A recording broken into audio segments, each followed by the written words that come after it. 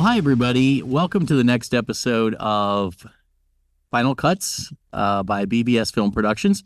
Today, we have a special guest, Zach Carlin. He is the founder of Summit Chasers Network, LLC, and VP of Development at WinChoice USA Corporate.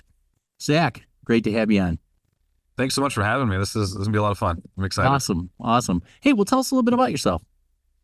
Yeah, no, I appreciate that. So I'm living in Arkansas, born and raised in Canada. There's a lot of a gap to fill there. Small town Canada. Grew up as a country kid, and then ended up moving after a rocky ending to my high school career.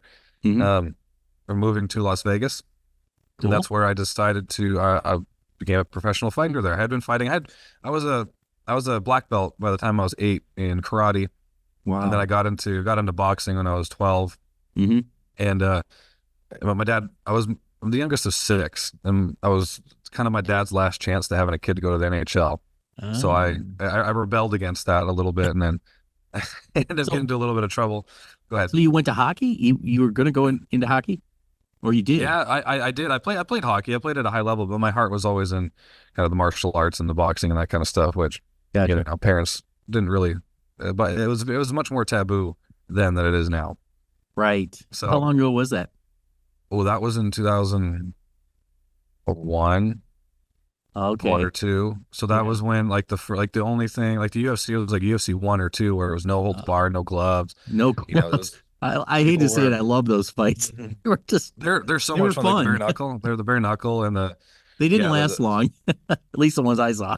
No. Well, and there's no weight classes either. There was like, 400-pound guy could be fighting, a 120-pound guy. But it was cool because that's when Hoyt Gracie got really popular because he was the 140-pound guy who was beating just the heavier guys. Yeah. So he was kind of the first martial art, like mixed martial artist in like the cage fighting scene. Right. Him and Ken Shamrock, right? Shamrock. It was him and Ken Shamrock were always kind fighting. of butting heads. Always.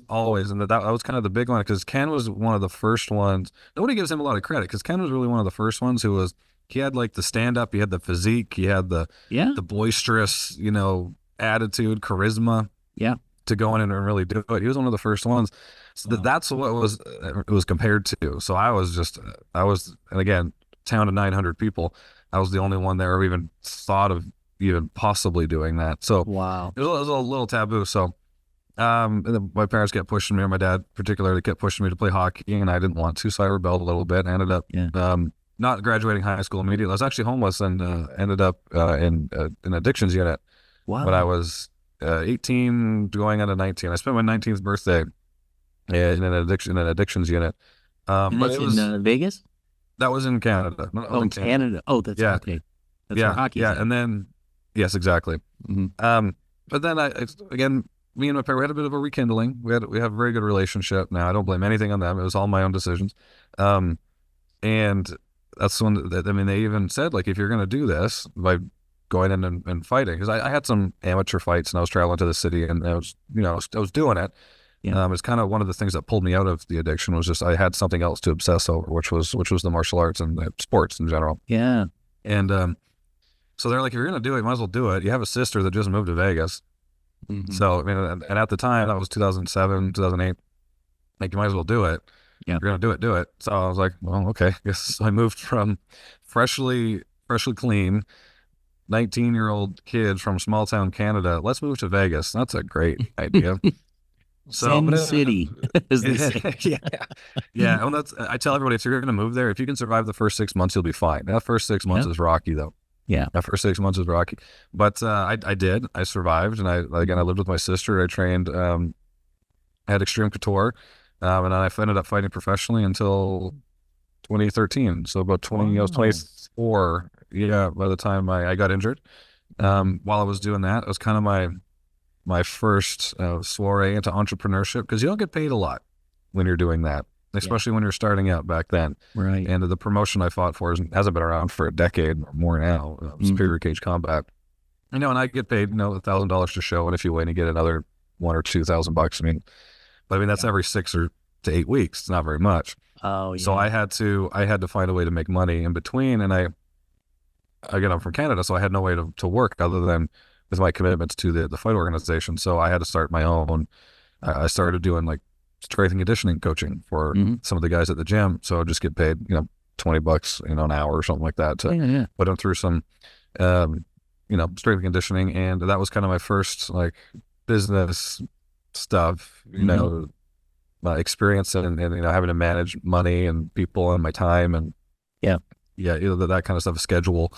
And then, so anyways, I got injured when I was 24. I got forced to move back to Canada with my former wife, and we ended up having a daughter. And I got into CrossFit. I realized, I didn't even realize you could compete in CrossFit. And I was like, oh, that's cool. I can compete in something and not get punched in the face. This is great. Right. I had realized I was a lover at the time, not a fighter. I had beat all the demons I needed to. I didn't need that anymore. Well, kids also really settle you down. I mean, they do, you don't have a choice, right? Oh, 100%. You really don't. And you start to think of like the examples you have to lead for them. Like, oh, she's going to be watching me one day. Like I need to set the example with my actions, not just my words. Yeah. And so I competed. I ended up competing all around the world. I competed in France, Brazil, Dubai, all over Canada, all over the US. It was a ton of fun. And while doing that, I became kind of a hobbyist entrepreneur. So I would buy gyms just because I wanted a cool place to work out at. Yeah. And I bought gyms, and I remember my first profit and loss statement I saw, and I was like, that is a really small number. Yeah. We have like 200 members paying $200 a month. Where's all the money? Doesn't work like that. And then you get and then I got obsessed with that number, making that number go up. So I really got obsessed with learning marketing, sales, leadership, having to make, again, just whatever I need to do to make that number go up. Yeah. I learned how to, this is what I wanted to do. And, increasing, your profit per square footage in a gym, how to get away from trading your time and space for money and do it more, online and bundle things. Have you heard of Alex Hormozi? Oh yeah. Gym Launch. I actually worked with them. Okay. Yeah. So I'm very, very familiar with them. What a guy. I don't know if they existed when I was, he might have just been starting Gym Launch when I was doing that. Yeah. And, but I later on, we partnered, but I kind of got his idea because he started Prestige Labs, which was the supplement company that he would then use. That was B2B to C. Yeah. So he'd sell to gyms to sell to their clients. Yeah. And, so I did kind of the same thing. I had a sponsor, created a strategic partnership with them to come in and sell their products at our gyms. Nice. Yeah. So just learning how to, again, the strategic partnerships, the marketing, utilizing all that kind of stuff, and just the people. The people is the biggest thing I learned. Having the right people around you. So I ended up buying and flipping 6 gyms for a profit. Oh, nice. I did that 6 times, and then on my last one was one of my sponsors. We came in and we started a fitness equipment company, and he had already started, but I came in. It was doing about 1.8 million a year at that point, and then 2.5 years later, it was doing just north of 25 million. So we were able to scale that. Fantastic. We scaled that. Thank you. We scaled that pretty drastically. We had a lot of good pieces in place to make that happen. So it was really, really good. Cool. And then we ended up moving back to Vegas, and I started. We actually wanted to put all of our money into starting a gym in Vegas. That was 2019, end of 2019. We all know what happened then. Yeah, right. So we lost about $300,000 in that fiasco. So we lost everything. So I ended up having to. I actually worked for Netflix. So we had our son at the time now. We had a three-bedroom house. I had to work for Netflix just to get some money on the table during that time. So I ended up putting our office in our garage in the summer, in the beginning of summertime in Vegas. Yeah. That was awful. I remember having to making $13 an hour, had to set up this dinky little air conditioning unit like a foot away from me just to survive. Oh, I've been my there. Boxers. Oh, it's brutal. Yeah.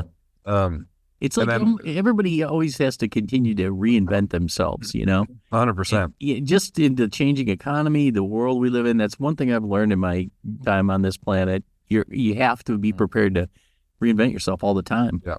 Yeah, and it's identifying the skills that you have too. I realized, I had, level 10 skills in building businesses and teams and sales and marketing, but I was using it in like a level 2 or 3 opportunity, which was just running a gym. Yeah. Right. As opposed to, I could teach this to other people. Right. There's your level 10 skill. It has to align with a level 10 opportunity. So that's when I partnered with my former partner, where we started a leadership and sales consulting company. Actually, we started our little dinky gym Mm-hmm. 1,100 square feet in downtown Las Vegas. We actually scaled that to doing about $200,000 a month just in that little small place. Yeah. And then we ended up getting clients that, hey, a lot of the stuff you're doing to work with my sales team. We're like, okay, cool. Let's give it a try. Yeah. And we crushed it. Wow. So then we went right into sales and corporate leadership, coaching and consulting. Did that for about two years with some pretty cool companies. And then just some core value differences. I wanted to do my own thing. I had a lot of great ideas. I wanted to expand. And that's where we kind of ended up now with Summit Chasers. Okay. So that's what you're doing now. So tell me a little bit about the type of clients that you look for with what you're doing. And what exactly would you do for them, let's say? Yeah, no, absolutely. I appreciate the question. So we work with our passion. First of all, as I just explained, I don't have a typical like MBA background. I didn't have a family that had a family business that I could learn to run, right? But we've identified that so much of our innovation comes from small businesses. Like right now with all the AI coming out, wow, the way we use video marketing, SaaS technology in general, even in the home improvement industry, all of this great innovation comes from small businesses because they can take the risk. They have to in order to compete. Right. So our future is based on the success of a lot of these innovative, my cough's rubbing off on you, a lot of these innovative companies, these small businesses. So what we look for is the people with ideas, the problem solvers who don't have, the typical success driven background and just want to solve a problem and do great things and improve the world. And that's who we work with. We want to increase, the statistics change all the time, but it's something like 40% of small businesses go out of business in 2 years. That's usually how long initial capital lasts, is 2 years. So they don't even get past the fact that their initial capital lasts. Yeah. From there. My first company, I bought desks, I bought that. Me and my partners, we bought all kind of crazy, stupid things. I was 25, and 10 years later, you're like, I'm still paying for that desk. Yeah, exactly. Right. Well, we try to start these businesses based on these other businesses that have been around for 20 years. And they have all the fancy stuff. We only see highlight reels. Yeah. So we want to skip right to the highlight. We don't see all the crap we have to go through at the beginning in order to get there, in order to create the highlight reels, right? A Rocky montage lasts 30 seconds. It takes some 3 to 10 years sometimes for that montage, when you're a business owner. Yeah. So a lot of them, and I think it's 40% go to business in the first 2 years. And then in the next 5 years, I think it's like something crazy, like 60% or something like that go to business. Like it's crazy. Yeah. So our purpose is really, I want to cut those percentages down drastically. I want the success of a small business, of a dreamer, of a problem solver to be expected, not something that's like an anomaly.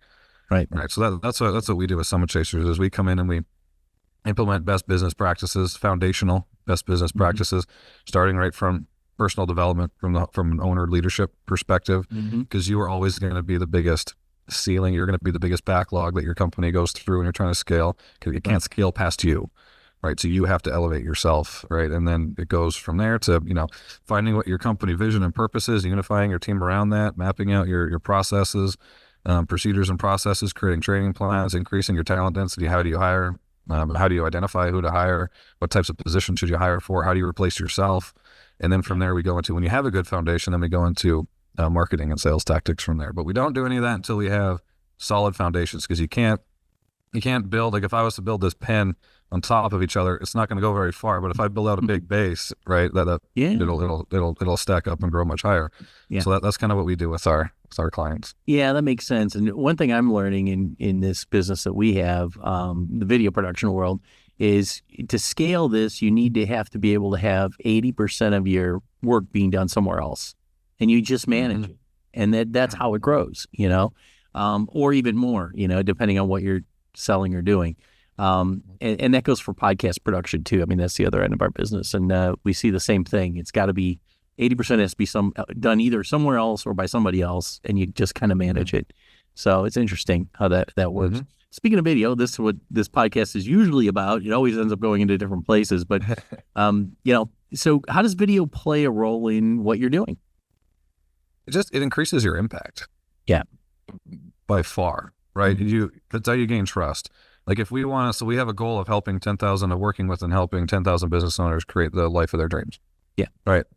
it would be really hard to do that if I was just running around towns, shaking hands, talking to people, right? And it's hard to get your personality. And I think a lot of people use it in the wrong, almost use it in the wrong way too, where they're just trying to say, oh, this is how great I am. This is what I know, as opposed to like actual connection. Like video, like we have such a unique thing with video and media in general is to connect with people. Yeah. To be real and to get outside of the highlight reels that we see on, TikTok and all this kind of crap, and just be real and connect with people. This is who I am. This is my favorite movie. This is the mistakes I've made. Now I can be real with you. Yeah. Right? And we, you see the most successful people out there in that world that's exactly what it is. They're very real, and they're not selling. They're just giving. They're all just 100%. giving, 100%. And it's your video. I mean, we're all such visual learners for the most part. We're such visual learners. Yeah. And they're seeing that there's an increase in people who are visual learners, but it's, again, giving. With video, you have more opportunity to give, more opportunities to get. You have more opportunities to give what you have and to create success in other people. Like if I want to help 10,000 business owners directly with video, I could help 200,000 indirectly. Right. Yeah. There's so much more opportunity to help. And 100%. right. Yeah, it's crazy. It's crazy. Well, cool. So the future of your industry, what do you see it like? Where do you see it going? I saw that question. I thought that was a good one. Well, no, I'll give you a hint. AI. Yeah. Well, AI is great. I know. I think with AI, obviously, because of the way technology is going, and because of AI, there's going to be so much of our skill set is going to be, everyone's going to have the same skill set here soon when it comes to ad copy, when it comes to email writing, email copywriting. Your websites are going to look, they're just going to be just as good. They're going to be just as high. They're going to hover between, a 7 and a 9. Yeah. Right. Give or take how you utilize it. So all that stuff is eventually it's going to be, everyone's going to be just as good at a lot of stuff. But what's going to separate us is going to be I don't know if anybody on here is watching or if you're familiar with Patrick Lencioni. He's been saying this for decades, that the biggest advantage you're going to have is organizational health. So what type of people do you have on your team? What's the level of people on your team? Are they all bought into the same mission and core values? Are they driven towards the same goal? Or is everybody on the same page? Is everybody doing the things that they should be doing? Because everything else is going to be, like I said, we're all going to have, like, CRMs are insane these days. Like we all have the same data reporting processes here pretty soon, right? There's so automated messaging. That's another thing. Yeah, omnichannel. A whole nother podcast. Oh, 100%. Like all these omnichannel software companies that are out there right now. That, and then you just plug in your ChatGPT 4.0 into it, right? And then you have like the best chatbots. Yeah. They're going to come out with version 4.5. Everyone's going to have version 4.5.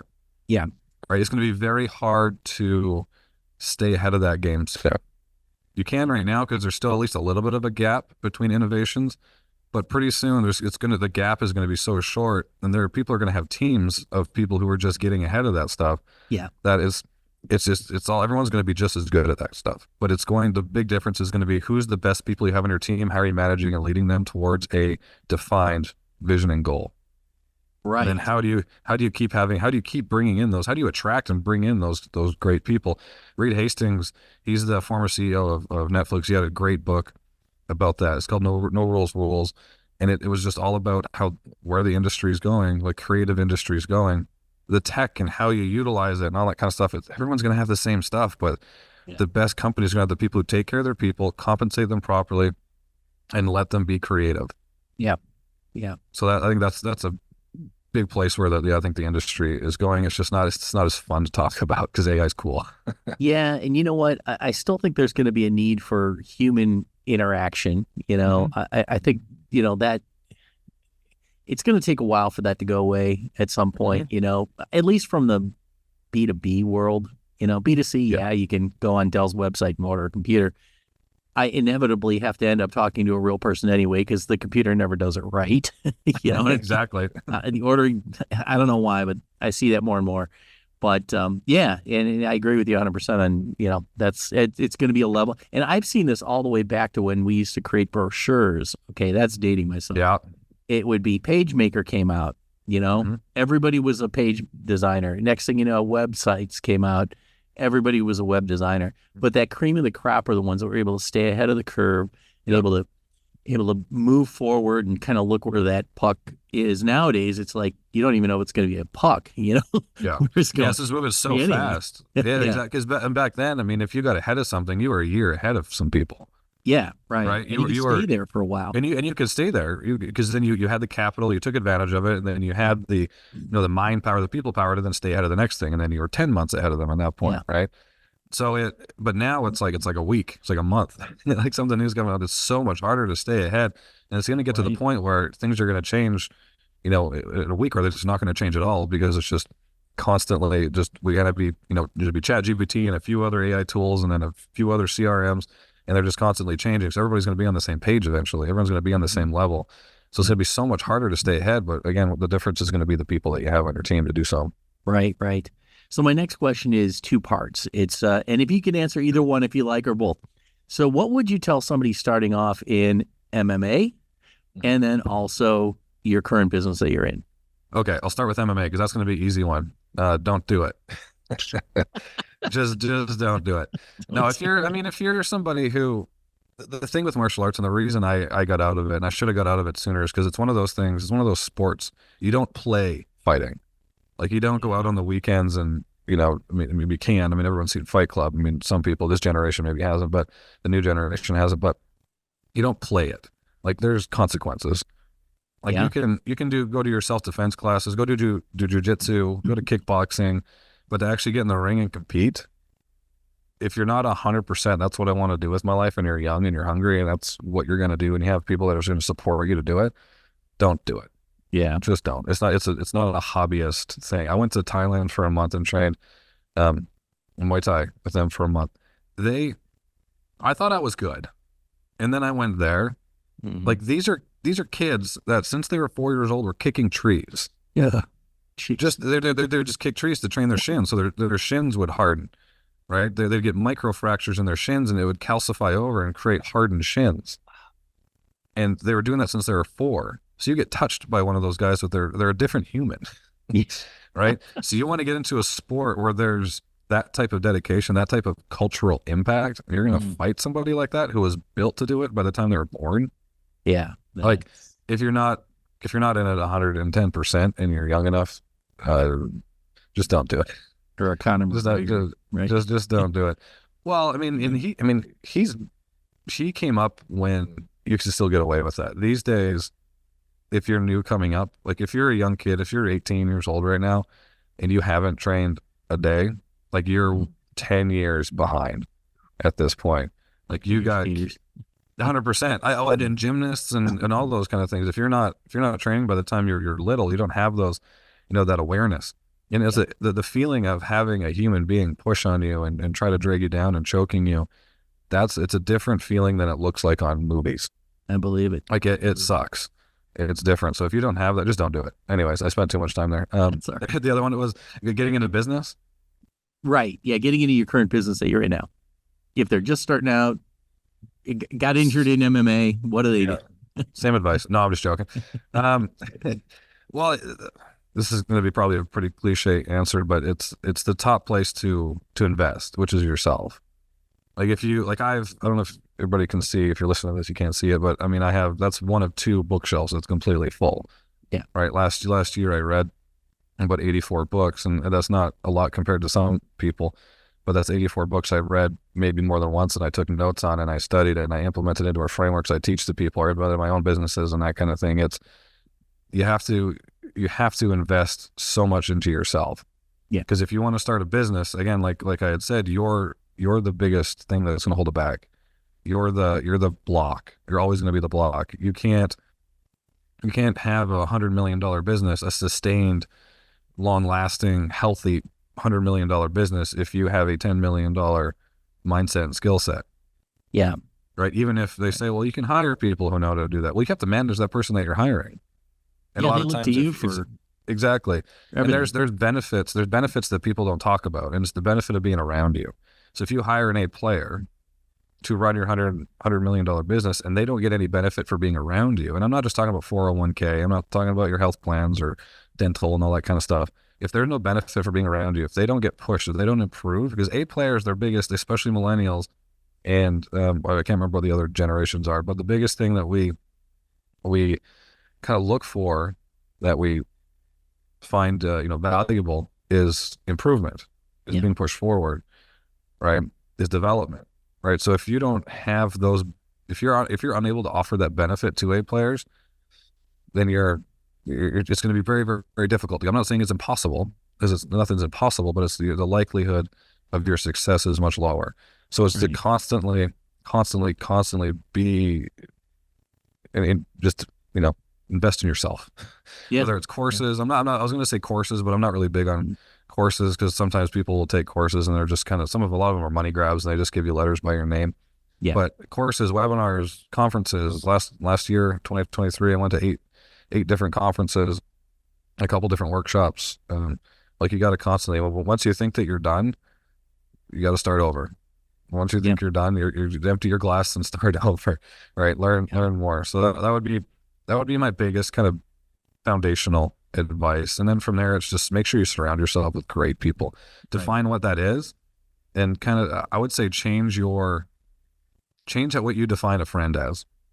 Because when we're growing up, we define friends as somebody who's in our vicinity that has fun with us. I mean, and that's that can turn toxic really quickly.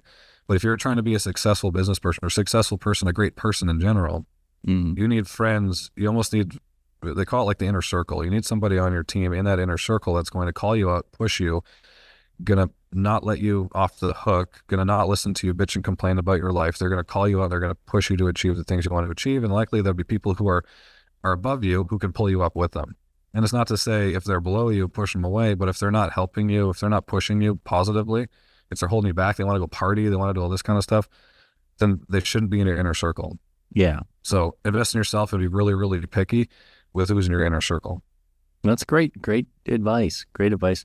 So how can people reach you? Oh, yeah, LinkedIn, Zach Carlin, or Summit Chasers Network on LinkedIn, summitchasersnetwork.com. We'll have it in the notes. Perfect. We have a webinar coming up on the 1st of February. Stay on those business plans. Keep rocking those business plans. Don't let the February blues knock you down. But yeah, mostly LinkedIn would be probably the best place to reach me. Well, sounds good. Okay.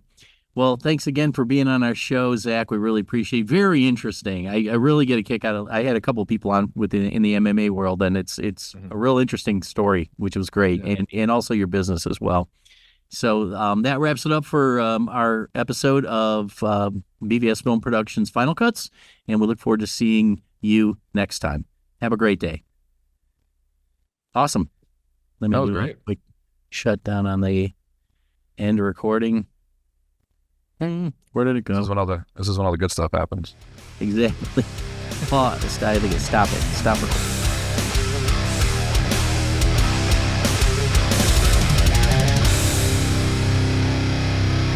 Let's face it, everybody loves to make podcasts and vodcasts, but nobody wants to edit them. Well, except for us. At Premier Podcast Productions, we professionally edit and distribute podcasts and vodcasts for companies around the world. Our process is simple and affordable, allowing you to stay focused on what you do best, developing great content and building your subscriber base. From recording and editing to final distribution and marketing, we can help every step of the way to make your podcast stand out and get the results it deserves. Contact us today at premierpodcastpros.com to take your podcast to the next level.